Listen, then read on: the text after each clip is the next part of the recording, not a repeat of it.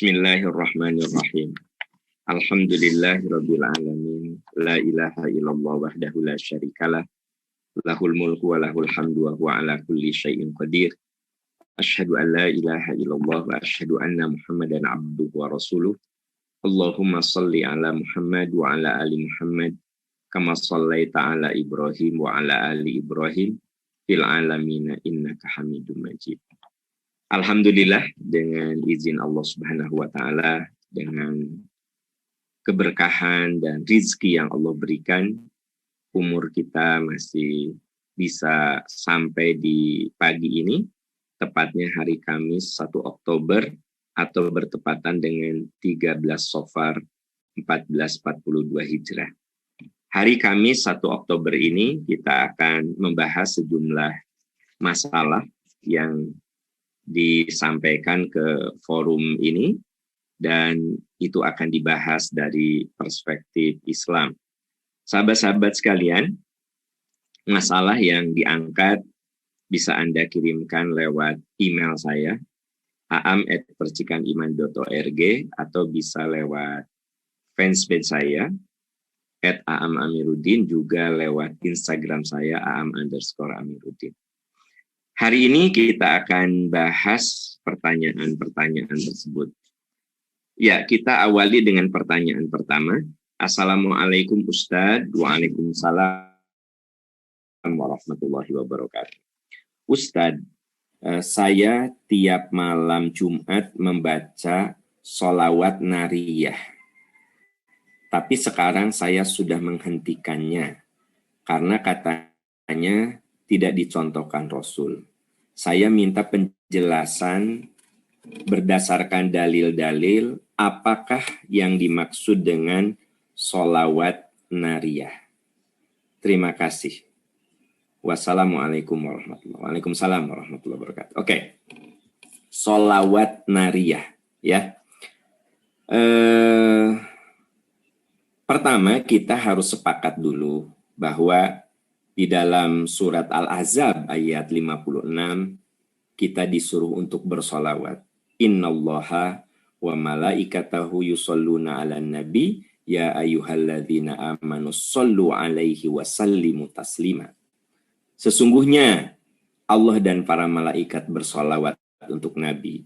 Hai orang-orang beriman, bersolawatlah dan berikanlah penghormatan kepada Nabi. Itu surat Al-Ahzab ayat 56.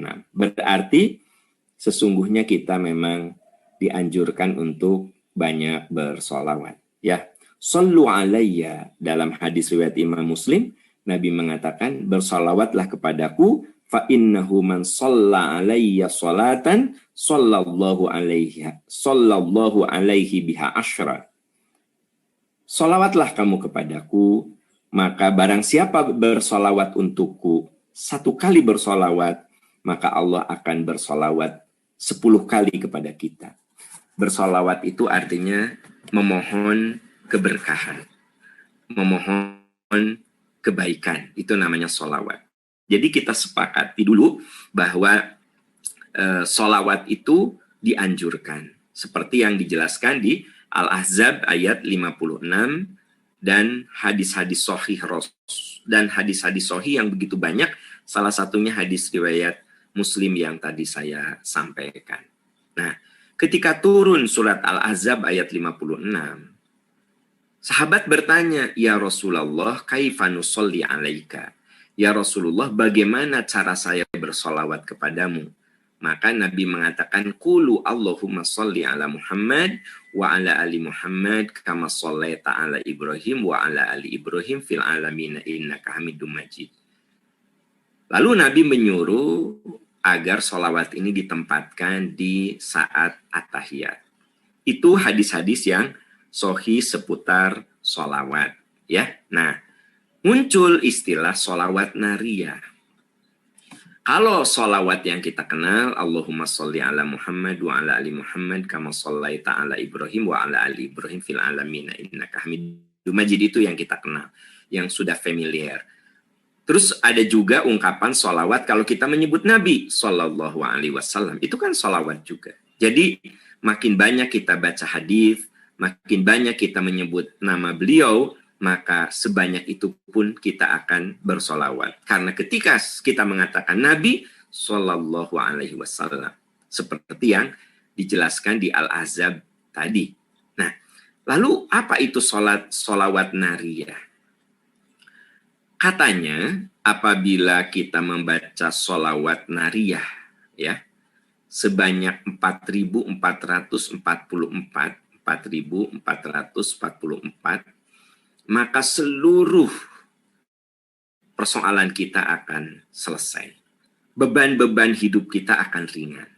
Makanya ada yang membaca sholawat nariyah ini dengan jumlah segitu, 4.444. Nah, sholawat nariyah itu di dalamnya meyakini bahwa Nabi Muhammad itu bisa melepaskan beban-beban kita.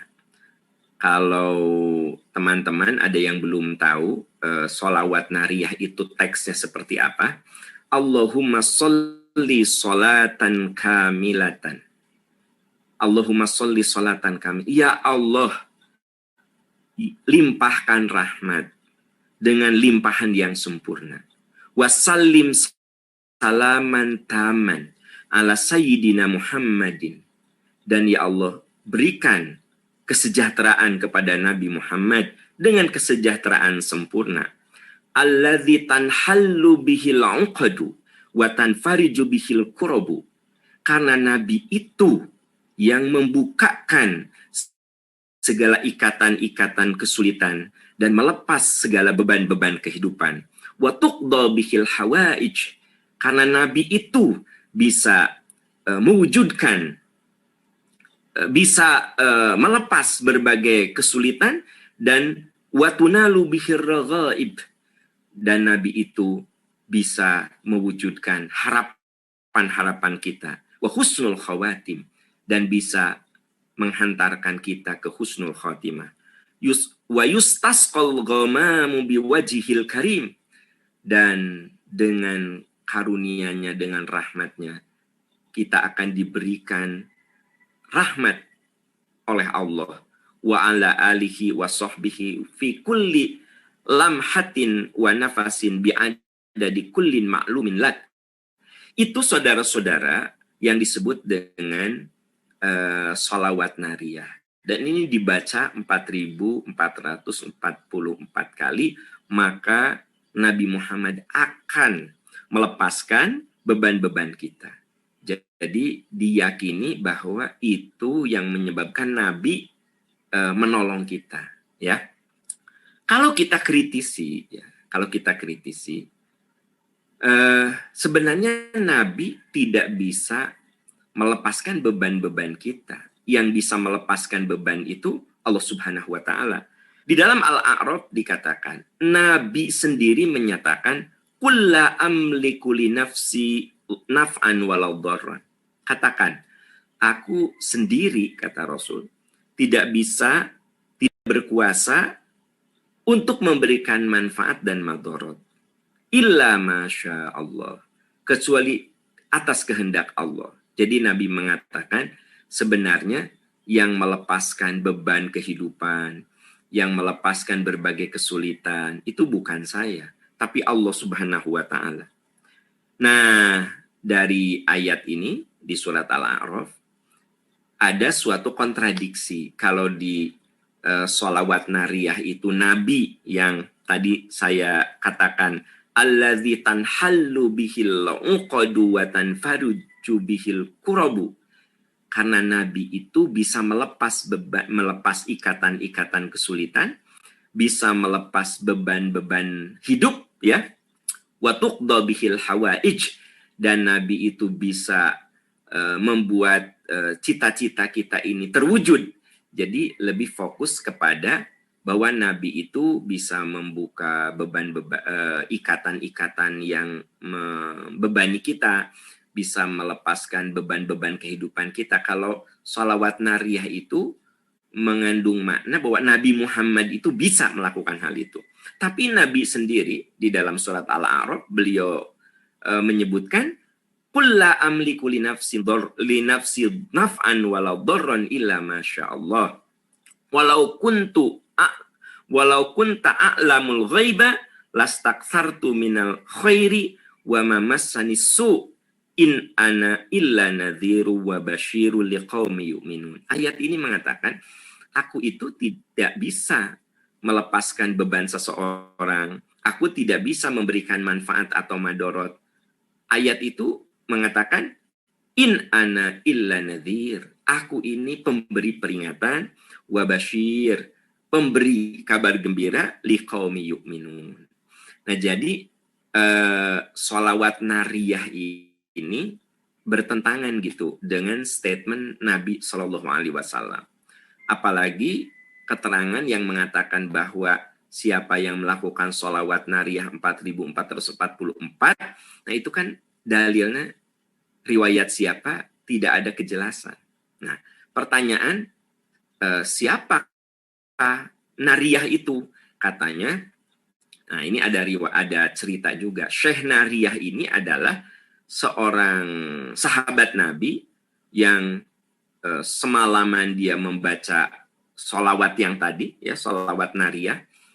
Lalu besok paginya beliau, Syekh Nariyah ini ketemu Nabi. Dan dia minta supaya beliau ditempatkan di surga Nabi, di surga beserta Nabi.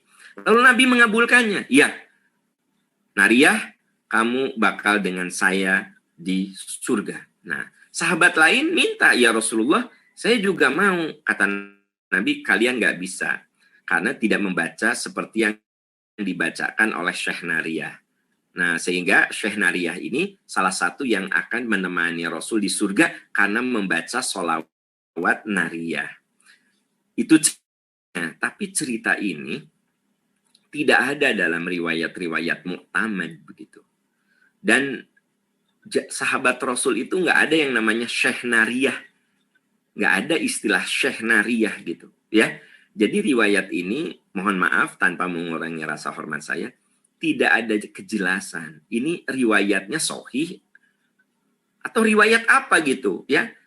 Sehingga ada di antara para ahli yang mengatakan ini adalah riwayat yang diada-adakan, riwayat palsu. Jadi hadis tentang Syekh Nariyah yang mengatakan Syekh Nariyah ini sahabat tidak ada dalam kitab-kitab mu'tamad bahwa seorang sahabat Nabi bernama Syekh Nariyah. Itu tidak ada.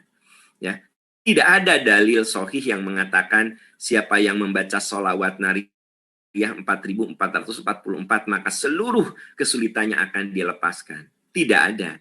Nah, sahabat-sahabat tercinta, atas dasar itu, maka kita tidak perlu membaca sholawat nariyah tiap malam Jumat sampai 4.444. Baca saja yang lebih afdol dari itu. Anda bisa baca Al-Quran, Anda bisa berdoa. Silahkan kalau Anda mengalami berbagai kesulitan, ya, berdoa kepada Allah. Ya Allah, lepaskan segala kesulitan-kesulitan saya. Ringankan beban-beban saya. Jadi langsung saja kepada Allah Subhanahu wa Ta'ala. Nah, kalaupun kita mau bersolawat, silahkan. Awali doa dengan solawat, itu kan ada riwayatnya. Jadi, kalau kita mau berdoa, kita bersolawat dulu tidak apa-apa. Afdol, ya. Kita membaca kalimah tauhid kalau mau berdoa. Allahumma inni as'aluka bi anni asyhadu annaka antallah la ilaha illa antal ahadus somadul ladzi lam yalid wa lam yulad wa lam yakul lahu kufuwan ahad. Allahumma shalli ala Muhammad wa ala ali Muhammad kama shallaita ala Ibrahim wa ala ali Ibrahim fil alamin innaka Hamidum Majid. Baru kita minta. Jadi tanpa harus membaca sholawat nariyah yang, mohon maaf tanpa mengurangi rasa hormat, ini riwayat-riwayatnya dipertanyakan oleh para ahli hadis. Jadi lebih baik kita berpegang teguh saja kepada riwayat-riwayat yang sudah sahih, yang sudah jelas, ya kan? Begitu, apalagi Nabi sendiri mengatakan kulla amliku li nafsi naf'an wala dharran. Aku tidak kuasa untuk mencegah manfaat, untuk memberi manfaat atau mencegah madarat illa masya Allah, kecuali atas kehendak Allah. Dan Nabi juga menegaskan in ana illa nadhir, aku ini hanya pemberi peringatan, wa basyir, dan pemberi kabar gembira liqaumi yu'minun, untuk kaum yang beriman. Nah, sahabat-sahabat tercinta, tanpa mengurangi rasa hormat saya, mari kita evaluasi lagi ibadah kita. Yuk, kita jangan sembarang mengamalkan tanpa ada kejelasan. Tapi Pak Am, itu kan dilakukan oleh orang banyak. Yang dilakukan oleh orang banyak belum tentu benar kalau tidak didasari oleh dalil yang sahih. Maka beramallah sesuai dalil yang diajarkan, sesuai dalil yang ada baik dalam Al-Quran ataupun sunnah Rasulullah Sallallahu Alaihi Wasallam. Wallahu a'lam bishawab, sahabat-sahabat sekalian. Ya, semoga bermanfaat. Ya, itu jawaban saya tentang sholawat nariyah. Ya, kita beralih ke pertanyaan berikutnya. Assalamualaikum Ustadz. Waalaikumsalam warahmatullahi wabarakatuh. Ustadz, saya mendengar ceramah Allah tidak akan mengabulkan doa yang hatinya lalai. Maksudnya apa, Ustadz? Ya, betul, ada dalil yang mengatakan innallaha la yastajibu min qalbin lahin. Allah tidak akan mengabulkan doa orang yang saat berdoa hatinya lalai. Pertanyaannya, lalai itu bagaimana? Nah, pertama, lalai di situ artinya dia pesimis. Dia berdoa tapi pesimis, ya. Kayaknya doa saya nggak akan dikabul. Dia berdoa tapi ini doa kayaknya nggak akan dikabul ya. Saya dosanya banyak banget gitu. Nah, kata Nabi, ya ayuhan nas, wahai manusia, ud'ullah, berdoalah kamu kepada Allah, wa antum muqinuna bil ijabah, dan kamu kudu yakin doamu itu dikabulkan. Jadi teman-teman sekalian, kalau berdoa itu kudu yakin, insya Allah doa saya dikabulkan. Gitu loh. Nah, itu namanya hati yang mantap. Tapi orang yang hatinya lalai, dia pikir, doa saya nggak akan dikabul kayaknya. Nah, itu lalai, ya kan? Nah, kemudian yang dimaksud dengan lalai di situ juga artinya apa? Doa dijalankan, doa dikerjakan, tapi maksiat juga ditekuni. Nah, itu juga lalai. Coba Anda lihat di Al-Baqarah 186, ketika Allah berfirman tentang doa, wa idza sa'alaka ibadi, kalau hambaku bertanya tentang aku, fa inni qarib, katakan aku itu dekat. Ujibu da'watad da'i, aku akan kabulkan doa orang yang meminta. Jadi Allah menjamin semua doa itu akan dikabulkan. Tapi ada syaratnya, falyastajibuli wal yu'minu bi la'allahum yarsyudun. Falyastajibuli, mereka memenuhi panggilanku. Mereka memenuhi panggilanku, wal yu'minu bi, mengimaniku, la'allahum yarsyudun. Semoga dengan mengikuti ajaranku, dengan mengimaniku, maka mereka akan terbimbing. Jadi apa yang dimaksud Allah tidak akan mengabulkan dari hati yang lalai? Dia berdoa, tapi dia lalai, dia abai dengan aturan-aturan Allah. Doa dijalankan, maksiat dilakukan. Jadi antara maksiat dan doa itu dua-duanya jalan.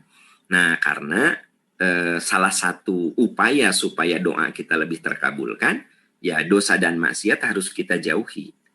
Itu menurut Al-Baqarah 186. Itulah makna sesungguhnya Allah la yastajib, tidak akan mengabulkan doa yang min qalbin lahin, dari hati yang lalai. Apa arti hati yang lalai?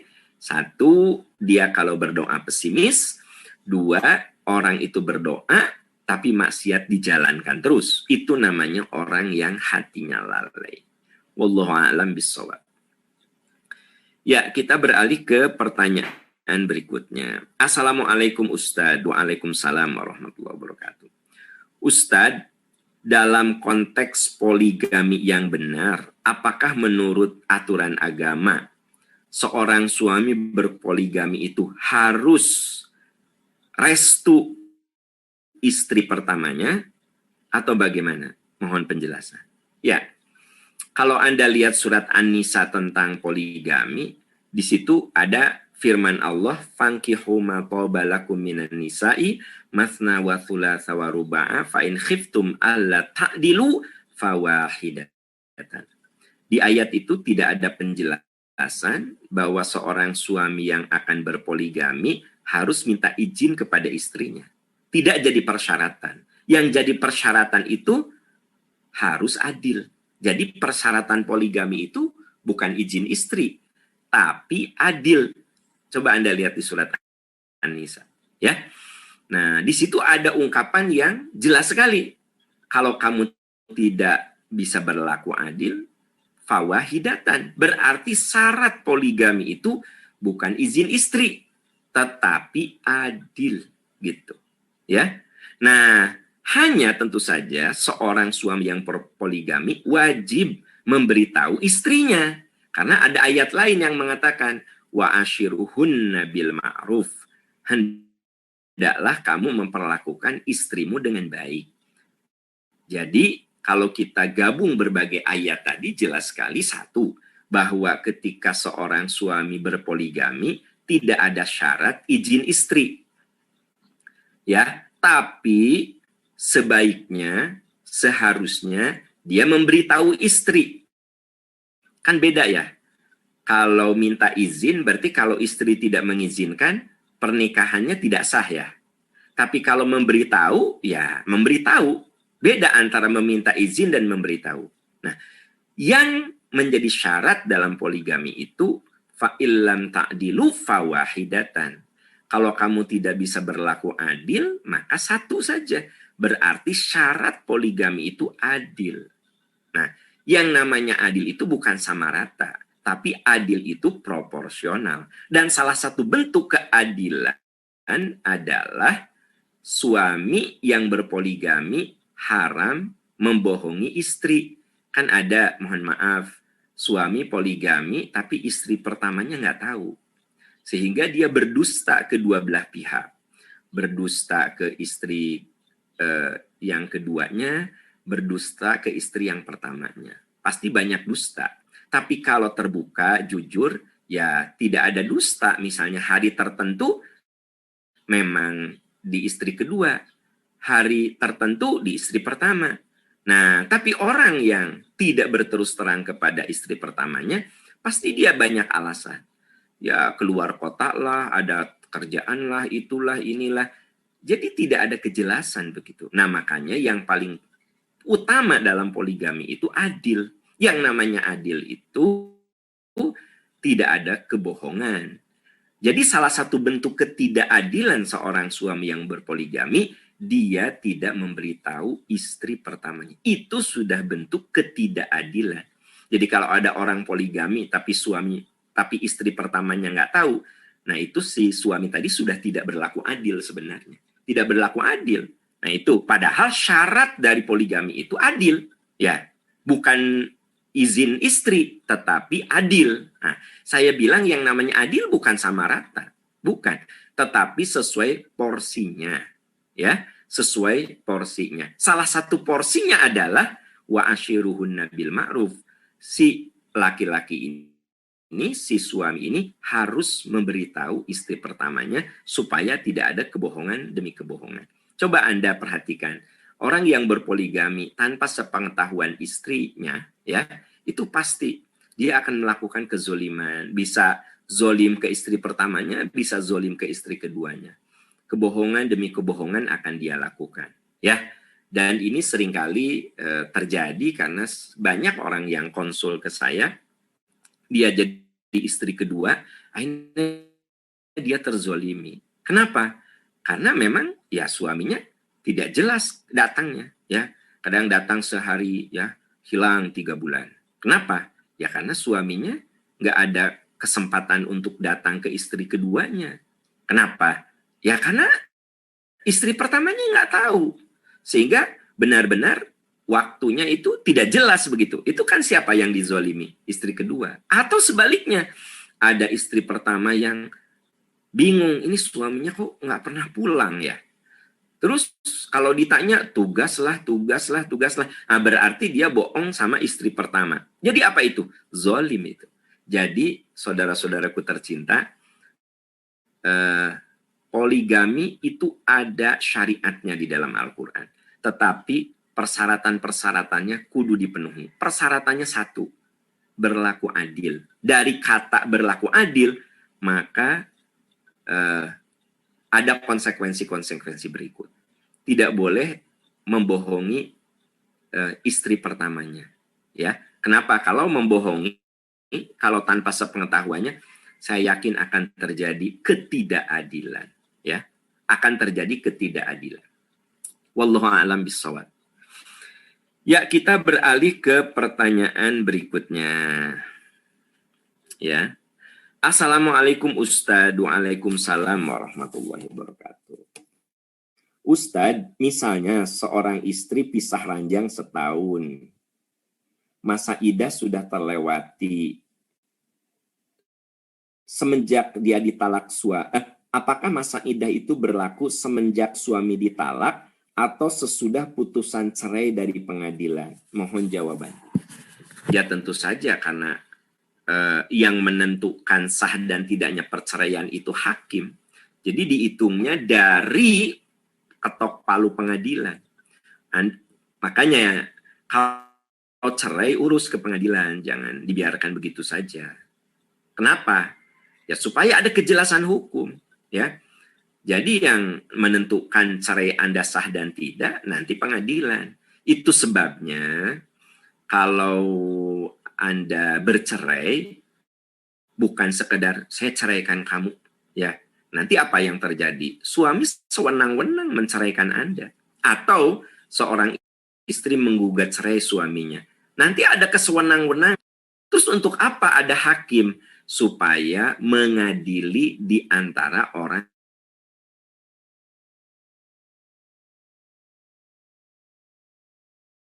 baru keluar akte cerainya hari ini, Pak Aam, saya udah habis masa idah enggak?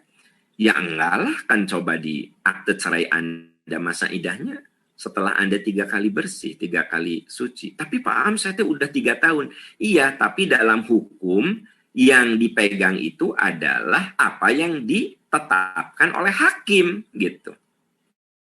Tolong ini garis bawahi ya, teman-teman sekalian, Bapak Ibu, sahabat-sahabat sekalian, bahwa sejak zaman dahulu, ya, itu ada qadhi.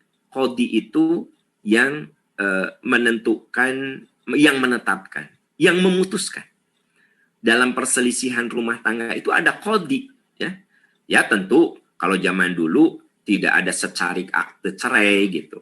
Tapi qadhi itu yang menetapkan ya sah kalian bercerai, ketok palu gitu, ya.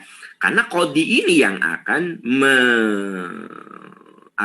menganalisa benar nggak si suami ini dolim kepada istrinya sampai istrinya menggugat cerai. Nah, ternyata setelah dihadirkan saksi, setelah ditanya, oh iya, selama bertahun-tahun suaminya ini nggak pernah ngasih nafkah. Atau ternyata suaminya ini suka melakukan KDRT. Nah, akhirnya diputuskan oleh hakim. Ya, gugatan cerai istri Anda dinyatakan diterima. Artinya apa? Bahwa qadhi atau hakim memandang bahwa pernikahan ini kalau dilanjutkan nggak bagus. Untuk apa pernikahan itu dilanjutkan kalau memang nggak bagus? Kalau dosa demi dosa kita lakukan, maka hakim menetapkan cerai. Nah, kapan masa iddah dimulai? Saat hakim itu memutuskan Anda cerai. Itu dihitungnya. Bukan saat Anda pisah ranjang 2 tahun lalu. Begitu. Kan tidak ada keputusan di situ. Nah, jadi sahabat-sahabat sekalian, Anda yang sudah bercerai secara lisan, ya, maka proses secara hukum negara. Karena apa? Untuk menetapkan cerai itu ada qadhi, ada hakim yang menetapkan. Kalau tidak ada hakim, maka nanti semua orang bisa berlaku sewenang-wenang. Kebayang nggak? Saya seenaknya menceraikan istri, atau istri saya seenaknya menggugat suami, ya kan gitu. Terus atas dasar apa? Kita mah cerai we, gitu loh. Nah, makanya ada qadhi, ada hakim. Nah, dalam hukum yang makin modern sekarang, ada pengadilan agama. Kalau dulu namanya qadhi. Nah, qadhi ini dulu tentu saja tidak seperti sekarang ada meja, ada saksi. Ya, berhadap-hadapan, duduk berdua, begini bertiga, ada saksi, ditetapkan. Nah, itu kan zaman dulu ya kan gitu. Nah, sekarang sudah makin modern sampai harus ada akte cerai. Ya kan? Gitu. Wallahu a'lam bissawab. Wallahu a'lam bissawab. Ya, kita beralih ke pertanyaan berikutnya. Ustadz, semoga Ustadz selalu dalam lindungan dan rahmat Allah. Amin, amin ya rabbal alamin. Izin bertanya, apakah bila kita terlanjur menceritakan dosa-dosa kepada teman atau orang lain, ada yang mengatakan Allah tidak akan mengampuni orang yang menceritakan aibnya sendiri? Mohon penjelasan. Ya, begini sahabat-sahabat tercinta. Kata Nabi, Allah akan mengampuni semua orang yang berdosa. Illal mujahirun. Kecuali orang yang memamerkan dosanya.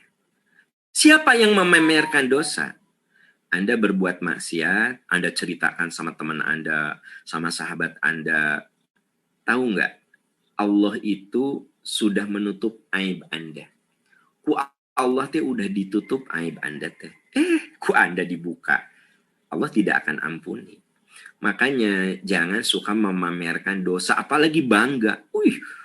Aku ya dulu, wah dia cerita tentang masa lalu, tentang dosa-dosa yang dilakukannya itu dengan seperti penuh kebanggaan gitu loh ya. Itu teh namanya mujahirun. Mujahirun tuh pamer dengan dosanya. Allah tidak akan ampuni orang-orang yang memamerkan dosa. Ya. Nah, jadi bagaimana kalau kita berbuat dosa? Dosa itu adalah aib. Dosa itu adalah aib. Kalau ada orang yang tidak tahu dosa Anda, itulah Allah telah menyayangi Anda. Allah tutup aibnya. Kalau Allah sudah tutup aib kita, sok, kalau memang kita sadar itu teh dosa, bertobatlah kepada Allah. Ya ayyuhalladzina amanu tubu ilallahi taubatan nasuha.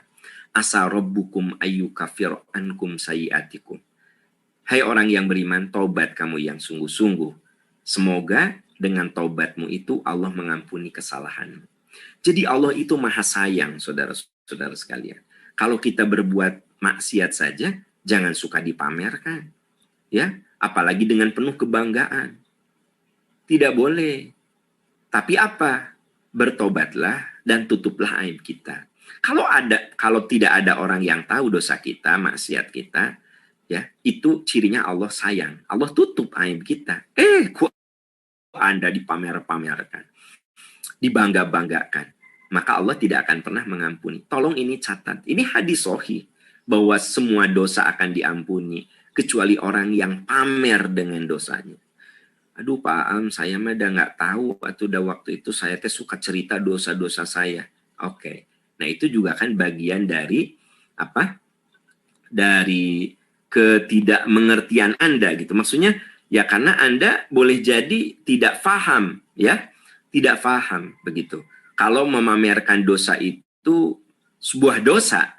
Kalau memamerkan dosa itu menceritakan aib diri sendiri itu menyebabkan dosa Anda tidak diampuni. Itu kan Anda karena tidak tahu, Anda baru tahu sekarang. Coba Anda lihat dalam surat An-Nisa ayat 17-18 ya. Innamat taubatu 'alallah lilladzina ya'maluna su'bijahalah. Kalau Anda melakukan kesalahan itu karena ketidaktahuan Anda. Bijahalah, jahalah itu karena kebodohan. Karena ketidaktahuan. Jadi Anda nggak tahu kalau ngomongin aib sendiri itu adalah menyebabkan dosa Anda tidak diampuni. Kan Anda nggak tahu. Anda baru tahu sekarang. Tsumma yatubuna min qarib. Segeralah Anda bertobat kepada Allah. Ya Allah, ampuni dosa-dosa hamba. Hamba telah membuka aib hamba. Padahal Engkau telah tutup aib hamba, ya Allah. Jadi sahabat-sahabat tercinta, ya kalau Anda berbuat dosa, saya berbuat dosa. Tidak ada yang tahu kecuali Allah. Itu tuh Allah tuh sayang. Allah udah tutup aib kita. Kita dipamerkan. So, Kalau kita merasa, aduh, aku teh malah ngomongin aib dosa-dosa saya. Kita ngomong sama teman, dosa orangnya, haritanya, wah, cerita itu, ini. Teman Anda baru tahu kalau Anda teh berbuat dosa seperti itu. Nah, itu namanya memamerkan. Maka thumma yatubuna min qarib faulaika yatubullahu alaihim. Kalau kamu segera bertobat, Allah akan ampuni dosamu. Innamat taubatu 'alallah lilladzina ya'maluna su'a bijahalah. Sesungguhnya Allah akan menerima tobat orang-orang yang saat berbuat dosa bijahalah, karena ketidaktahuan, karena kebodohan. Tsumma yatubuna min qarib, segeralah. Kemudian mereka segera min qarib itu segera, ya. Faulaika yatubullahu alaihim wa kana Allahu aliman hakima. Dan Allah itu Maha tahu, Maha bijaksana, Maha penerima taubat. Segeralah. Kenapa? Karena Allah tidak akan menerima taubat yang taubatnya terlambat. Jadi begitu Anda dengar materi saya dan di antara Anda ada yang pernah menceritakan dosa-dosa kepada teman, kepada sahabat, ya kan? Gitu. Yang paling parah Anda ditulis tuh di status Anda. Ya, nggak tahu kenapa Anda sampai menuliskan dosa-dosa Anda di masa lalu. Ya, betul Anda sekarang sudah hijrah. Betul Anda sekarang sudah tobat. Pertanyaannya, untuk apa? Anda ceritakan dosa-dosa, aib-aib Anda itu untuk apa? Pamer dengan dosa. Nggak usah bangga dengan dosa. Hapus itu semua yang ada di mana, yang ada di status Anda, yang ada di IG, yang ada di mana. Hapus itu. Saya, walaupun ya Allah, saya dulu begini, sekarang Engkau telah memberi hidayah. Untuk apa Anda cerita tentang dosa-dosa yang sudah Allah tutup? Aib Anda itu ditutup. Sekarang cepat hapus. Lalu apa? Taubat. Ya Allah, ampuni kesalahan saya. Sebab, lihat surat An-Nisa ayat 18-nya. Walaisatit taubatu lilladzina ya'maluna sayyi'at hatta idza hadara ahadakumul mautu qala inni tubtul an. Karena Allah tidak akan menerima taubat orang yang ketika hadara ahadahumul maut, kematian ada di tenggorokannya, baru dia bilang, ya Allah, ampuni saya. Jadi mohon ampun ketika kita masih berpeluang untuk menjalani kehidupan. Makanya jangan nanti aja deh taubatnya nanti besok pagi saat tahajud. Nggak usah. Sekarang ya langsung mohon ampun kepada Allah karena Anda sudah membuka aib Anda sendiri padahal sama Allah sudah ditutup. Nah, saudara-saudaraku sekalian, ini betapa maha penyayangnya Allah kepada kita. Ya, maha penyayangnya. Jadi artinya kullu bani Adam khotoun. Setiap manusia itu pernah berbuat dosa. Wa khairul khotoin at-tawwabun. Dan sebaik-baik orang yang berbuat dosa itu yang tobat. Nah, ada saat kita berbuat dosa, itu kan aib kita. Wah, Allah ditutup. Mohon ampun dari dosa-dosa itu. Jangan malah diceritakan ke teman-teman kita, ya, begitu. Pak Am, bagaimana kalau saya konsul misalnya ke dokter, ke psikolog. Nah, itu mah lain soal ya. Tapi bukan membuka aib, tetapi supaya profesional itu menganalisa. Gitu ya. Ya, kata dokter saya, Bu, ada keluhan apa? Nah, Anda cerita. Ya. Anda